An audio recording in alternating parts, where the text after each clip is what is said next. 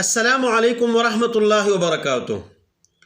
ملګرو دعا کی با ځان ته خپل بچو ته مال ته اهل وغیرہ ته خیری نه کې د خیرین نبی علیه الصلاۃ والسلام منع کړي. بد دعا نه با ځان ساتي، بد دعا باندې کی.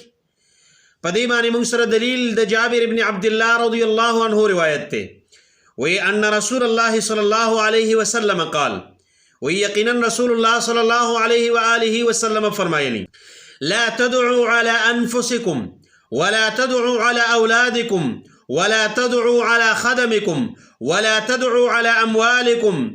وی تاسو بخپل ځان ته خیرین کوئ، تاسو بخپل اولاد ته خیرین کوئ، تاسو بخپل خادمانو ته خیرین کوئ او تاسو بخپل مالونو ته خیرین کوئ. ولی لا توافقوا من الله ساعة نيل فيها عطاء فيستجيب لكم.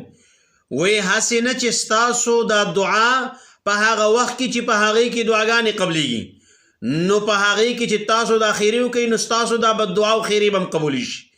نو څه د خپل ځان، د خپل اولاد، د خپل اهل، د خپلو بچو، د خپل مال د خیرونه نبی علیه الصلاۃ والسلام منع کړي.